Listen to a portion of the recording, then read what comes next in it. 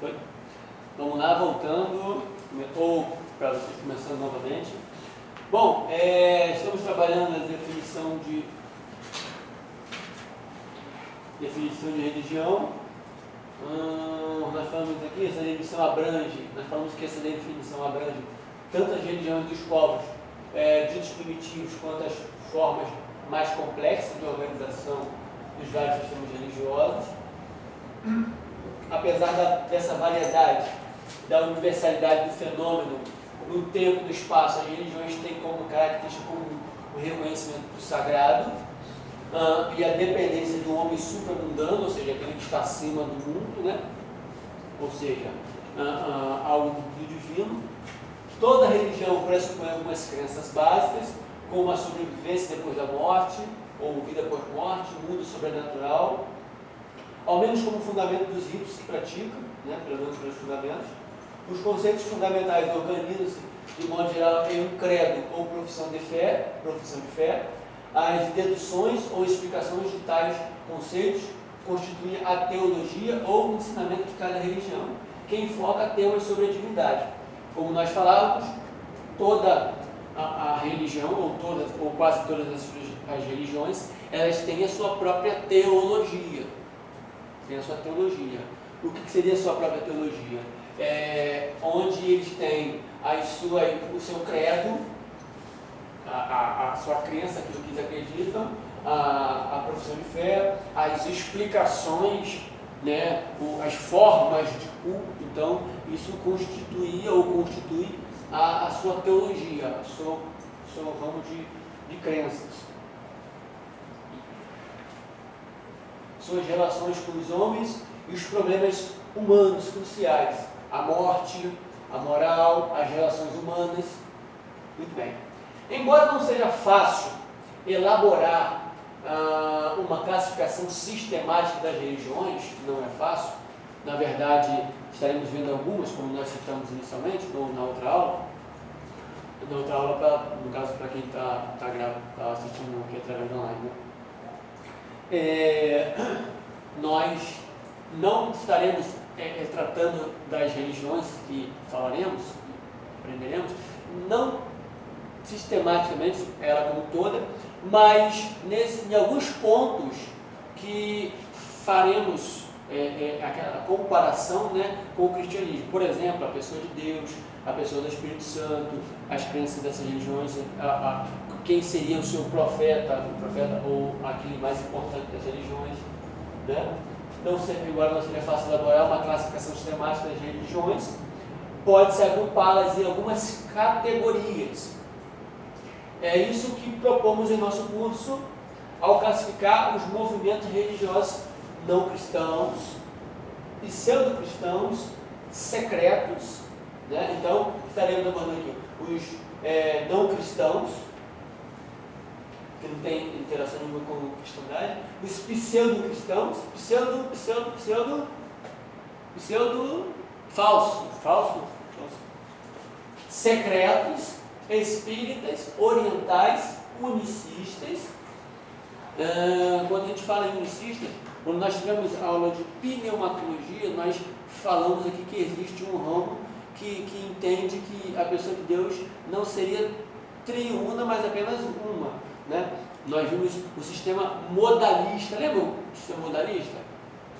Ou seja, que Deus, em uma etapa da história, ele se apresentou como o Pai, né? Depois ele volta e se apresenta como Filho, e depois ele volta e se apresenta como Espírito. Então, na verdade, seria uma pessoa que em três modos, e aí modalista. Esses seriam os unicistas, também chamados de unicistas, ok? Muito bem. Existem religiões que se dizem cristãs que seguem esse movimento de ser unicistas, única pessoa, ok? Ou três modos. Muito bem, e aí a gente está abordando essas questões também. E nova herências.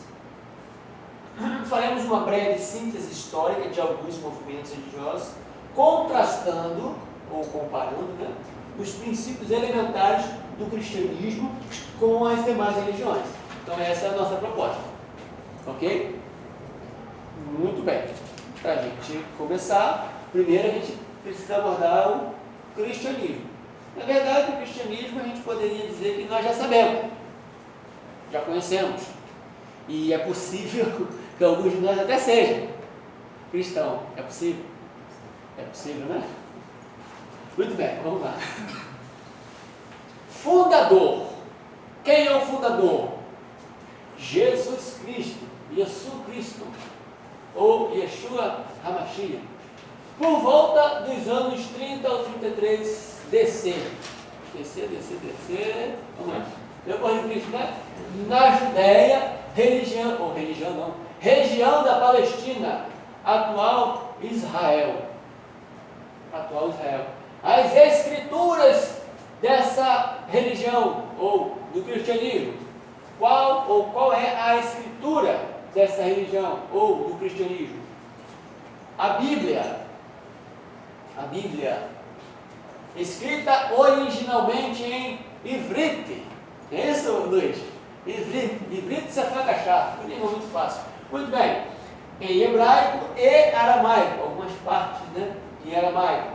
Isso no Antigo Testamento. E no Novo Testamento no grego, sendo 39 para a Bibliologia, 39 do Antigo Testamento e quantos no Novo? Um de cada vez, senão vocês me confundem.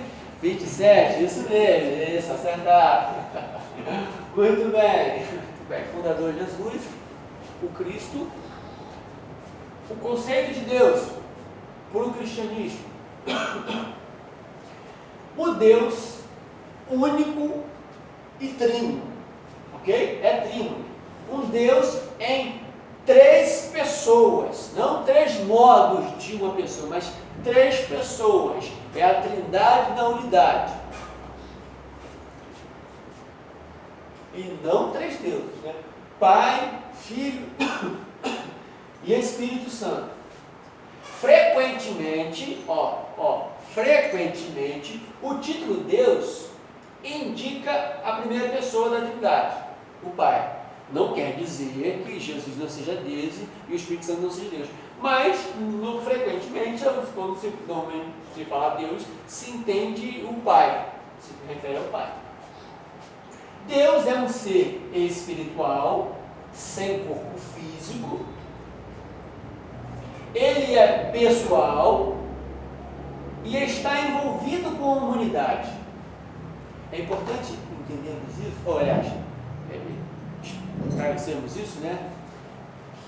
Pessoal, porque alguns pensamentos religiosos, ou algum pensamento religioso, é o chamado de deísmo.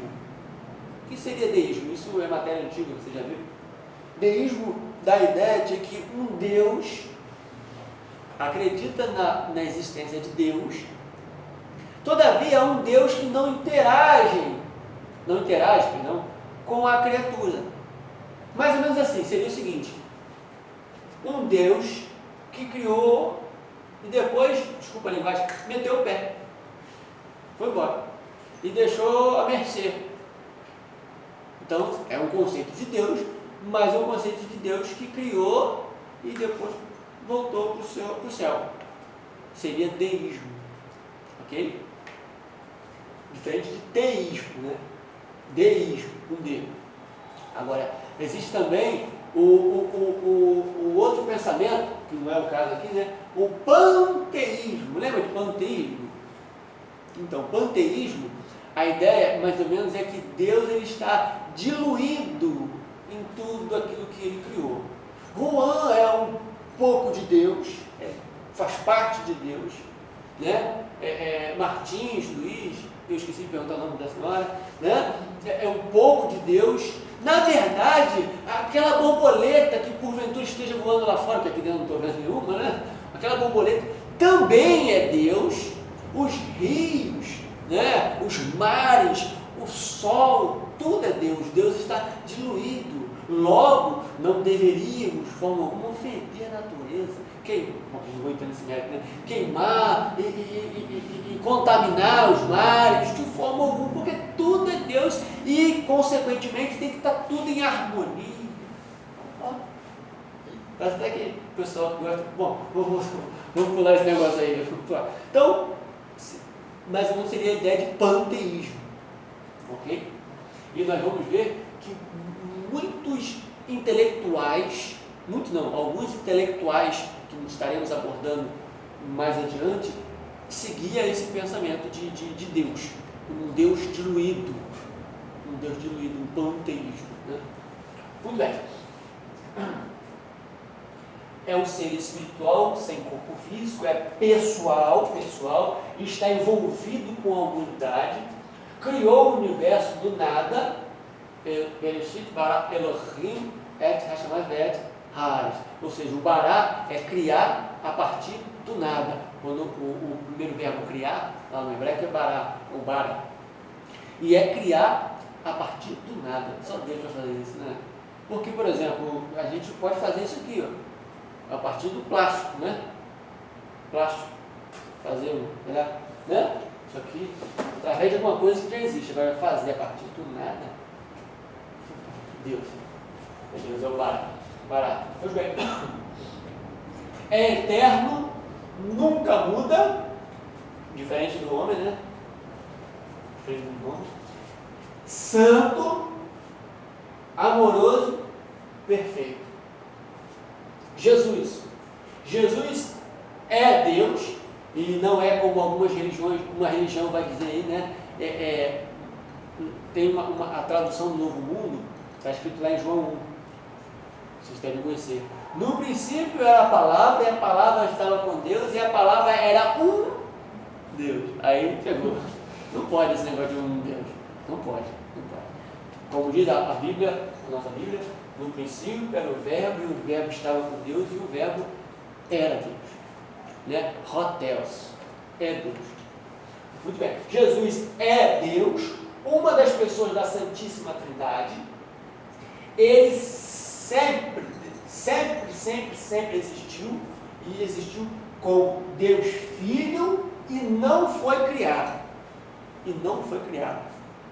Certa feita eu estava numa denominação cristã, né? E o líder dessa denominação cristã, eu fiquei tão triste.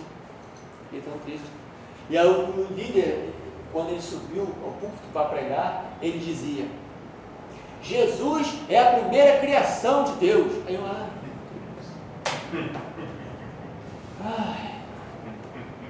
fiquei tão triste. Mas como eu conhecia a pessoa, eu esperei terminar o culto e tal, aí, né, não calma mais.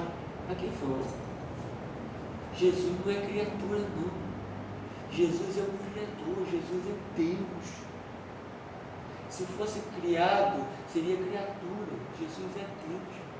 Mas depois eu comecei a analisar, eu percebi por que ele falou aquilo. Ele estava recebendo uns estudos em casa. Olha que coisa, gente. Estava recebendo uma turma na casa dele e estudando, aprendendo com o pessoal que estava dando estudo para ele. Um pastor de uma igreja. Olha que coisa bacana. E aí depois ele levando para o púlpito da sua igreja. E Jesus é a primeira criação de Deus. É complicado, gente.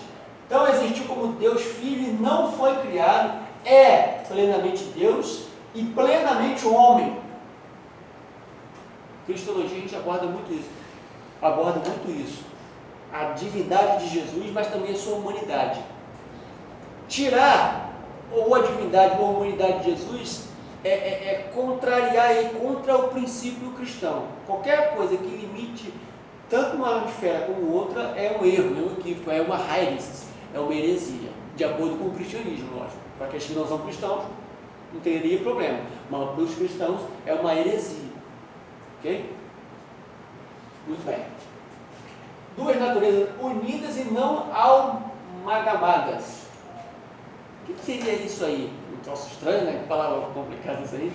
Dá a ideia do seguinte: amalgamar dá a ideia do seguinte: você pega alguma coisa, né, uma substância, e com uma outra substância, e mistura essas duas substâncias, ok? E elas se transformam numa terceira. Ela deixa de ser aquela primeira, deixa de ser aquela outra, e elas se misturando daria uma terceira. E não é isso. Não é isso. Jesus não é isso. São unidas. Ok? Unidas. como segunda pessoa da Trindade, é igual a Deus Pai e Deus Espírito Santo. E é interessante entender, percebermos, que quando fala primeiro, segundo e terceiro, não significa escala de um é maior, outro é menor, de forma alguma. Para se tornar humano, foi gerado pelo Espírito Santo e nasceu da Virgem Maria. Da Virgem Maria. Jesus é o único caminho para ir ao Pai. É o único caminho para ir ao Pai, como diz as Escrituras. Eu sou o caminho, a verdade e a vida. Ninguém vem ao Pai, não é vai ao Pai, ninguém vem ao Pai se não for por intermédio de mim. Jesus é o único caminho para ir ao Pai, a salvação e a vida eterna. Ele morreu numa cruz, de acordo com o plano de Deus, como um sacrifício completo, e expiou, de expiar, né, nossos pecados. Ressuscitou dentre os mortos, 3 dias após sua morte, e ressuscitou fisicamente. Por que fisicamente? Porque algumas religiões vão dizer que foi espírito.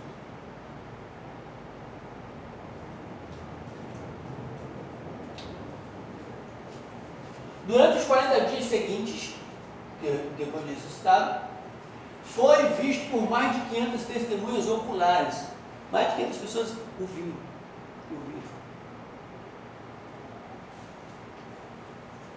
Lógico, isso é a doutrina cristã, né? O cristianismo.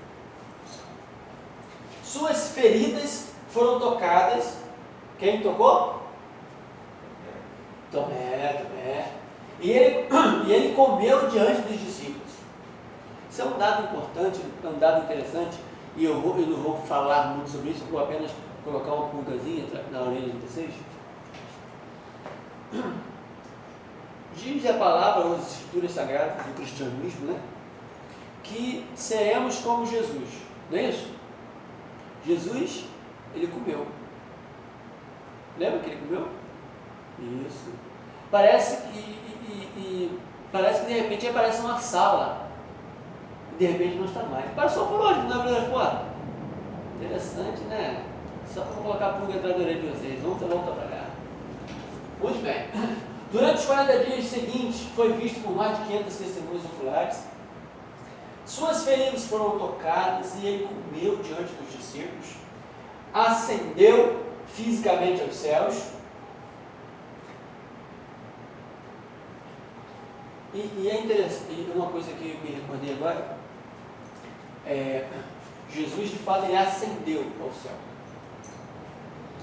A doutrina católica diz que Maria também foi ao céu, não é isso?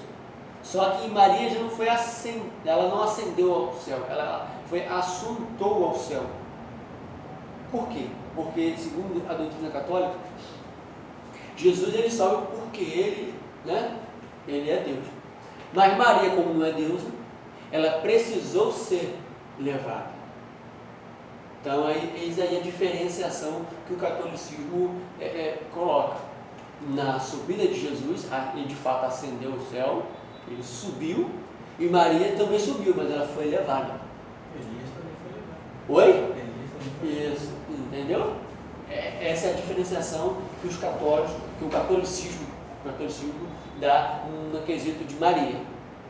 Lógico, para os católicos. E é real? Oi? É real?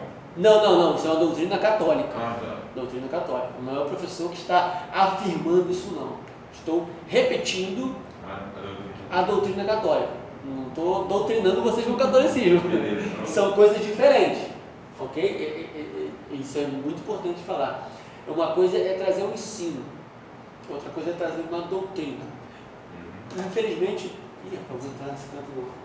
infelizmente o que tem acontecido em alguns segmentos religiosos não tem sido dado ensinamento, tem sido doutrinado. Professor, qual é a diferenciação? Parece que é a mesma coisa? Não é bem a mesma coisa. Quando eu ensino,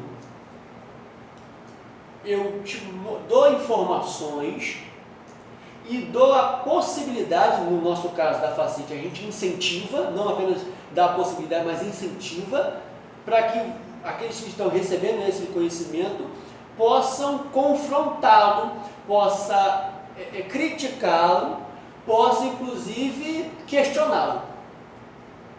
Ok? Isso é ensino. Você dá informações, ensina para as pessoas. As pessoas concordam ou discordam. Ok?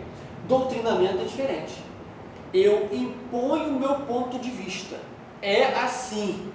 Ah, mas eu não... Lembra daquela situação que tu estava contando ali? Então, não, mas é assim, eu sou o líder. E tem que ser porque eu... Entendeu? Isso é doutrinação. Isso é errado. Bom, alguns entendem que é errado. Eu, particularmente, entendo que é errado. Não deveria fazer isso. Inclusive, isso nas academias. Tem feito isso. Lavagem cerebral das pessoas. Mostrando, não segue esse caminho, não. Segue esse aqui. São seres inteligentes, pessoas que pensam, refletem, raciocinam, ok? Inclusive dentro da questão religiosa. É importante que isso aconteça. Nós temos que criticar, nós temos que questionar no sentido não de querer um confronto e um combate, mas queremos entender melhor, queremos saber melhor, queremos saber qual é a base teórica que fundamenta esses pensamentos. Não pode ser aleatório. Não, eu acho. O que nós achamos tem pouca valia nesse ambiente. Talvez lá nas nossas experiências particulares, aquele que foi para o monte e teve um revelamento, ou uma revelação, não tem problema. É uma coisa particular. Inclusive a gente precisa respeitar. E de concordar são coisas diferentes. Ok? Agora, para fundamentar uma fé, fundamentar algo aqui no nosso campo, precisa de pressupostos, precisa ter um corpo, algo que nos dê base. Ok? Logo, o que nós mencionamos é uma doutrina católica. Ok? Muito bem. É porque eu vi aqui essa questão de acendeu, eu lembrei de assunto também, no sentido de Maria, né? Jesus regressará outra vez, visível e fisicamente, no fim dos tempos, para estabelecer o reino de Deus e julgar o mundo. Julgar o mundo. Tinha outro assunto aqui, mas não vou mencionar não, porque isso é da banda para manga. E os justos serão julgados?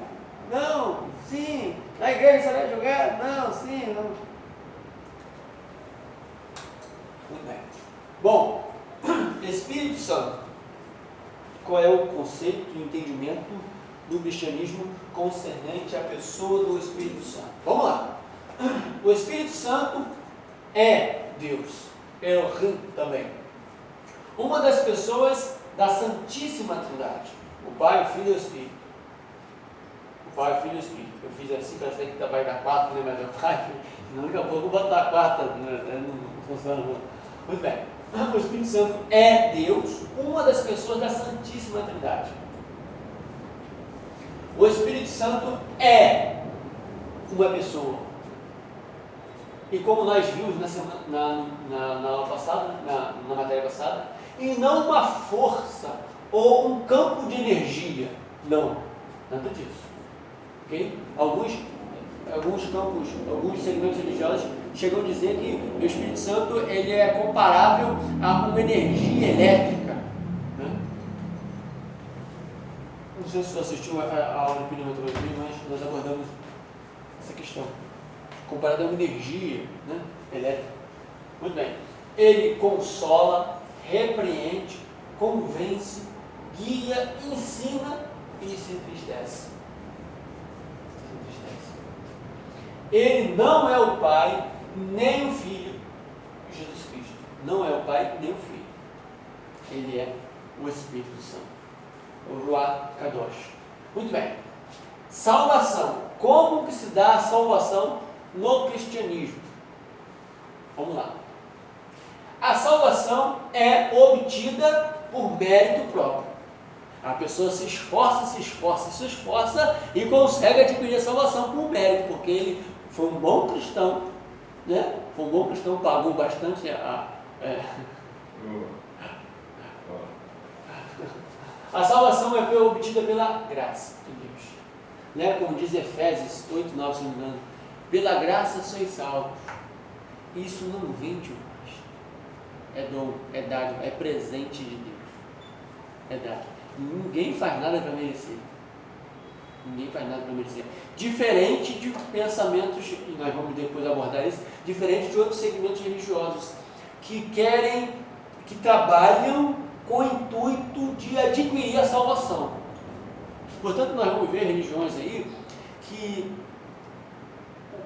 desempenham um papel, eu acho, inclusive até muito bonito, de evangelismo, de evangelização, saindo batendo de porta em porta, né, falando a respeito do amor de Deus, né, e da pessoa de Jesus, porque religião, eu não percebo, não vejo religião praticamente nenhuma que eu me recordo agora, nenhuma falando mal de Jesus.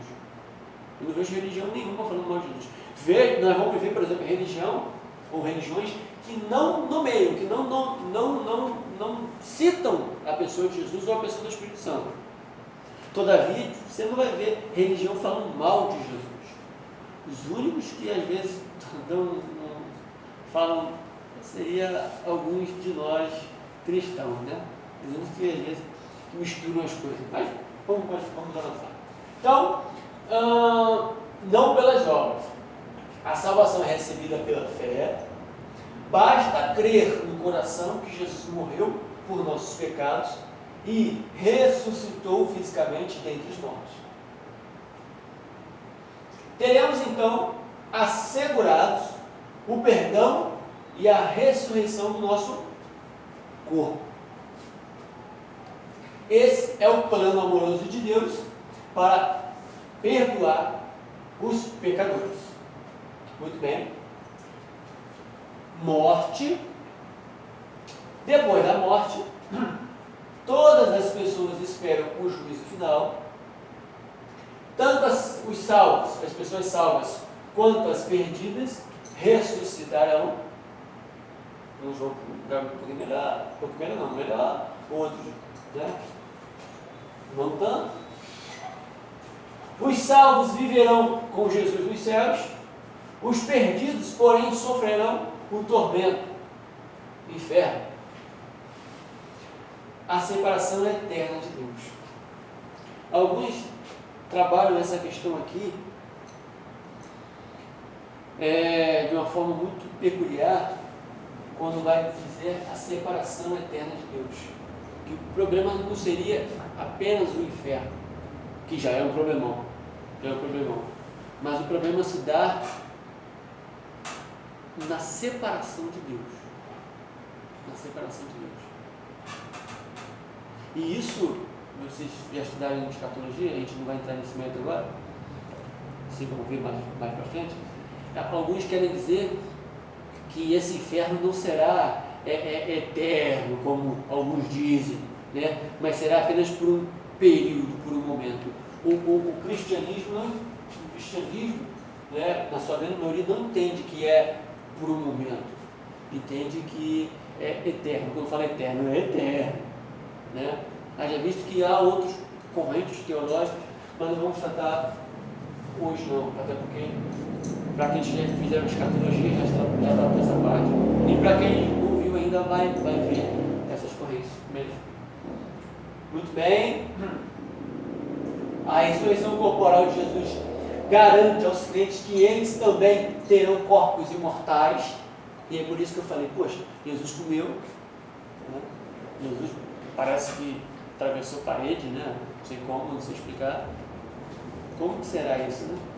É fantástico, coisa interessante para a gente pensar. Outras características.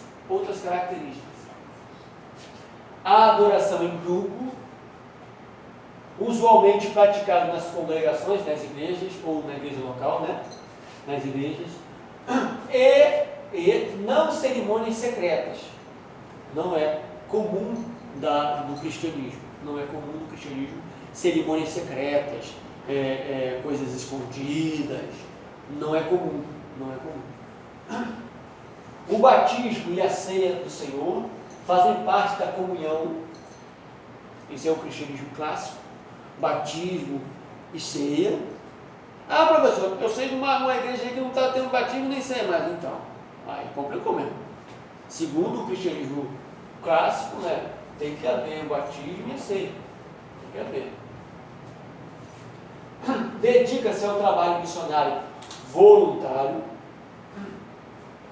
Ajuda os necessitados, seriam os pobres, as viúvas, os órfãos, os oprimidos. Os cristãos creem que Jesus é o Messias prometido a Israel no Antigo Testamento, o Messias, o Mashiach. Jesus disse que os seus seguidores seriam conhecidos pelo amor fraternal. Ok? Então, esse seria o pensamento do conceito do cristianismo. E o cristianismo bíblico, o tradicional. Né? Mas outros divergem. Então, a gente não está entrando no meio nessa questão não. Ok? Eu vou apenas dar um panorama aqui para vocês, mas não vamos nos aprofundar não. Na próxima aula a gente se aprofunda, a gente fala um pouquinho melhor, ok? Das religiões não cristãs, ok? E aqui a gente vai, nas religiões não cristãs, a gente vai abordar o islamismo, ok? Quem é o profeta do islamismo, qual é a escritura do cristianismo, qual é o livro sagrado do islamismo, perdão, como que eles entendem a questão de Deus, como que é Deus no entendimento do islamismo, quem é Jesus, segundo o conceito do islamismo, quem é o Espírito Santo, segundo o conceito do islamismo, perdão, como que se dá a salvação dentro do islamismo, e aí depois a gente pode fazer essa comparação, como que se dá a morte no pensamento islamismo, aí também tem o zoroastrismo, ok? Quem é o fundador, qual é a escritura do zoroastrismo, como que se dá, quem é o Deus, como que se dá o conceito de Deus para o zoroastrismo, como que se dá a morte, como que se dá, como que se é entendido esse conceito da pessoa de Jesus dentro do zoroastrismo, se é que tem. E aí temos a fé mundial Bahá'í, quem é o profeta, quais são as escrituras da fé mundial Bahá'í, quem é o Deus, como eles entendem a questão de Deus, quem é a pessoa de Jesus, segundo a fé mundial Bahá'í, quem é o Espírito Santo, como que eles entendem o conceito da pessoa do Espírito Santo, a salvação, como que se dá a salvação, como que eles entendem a questão da morte, né? E também aí a gente vai tratar do budismo, do hinduísmo, pois bem, judaísmo, confucionismo, e vai embora, meu irmão.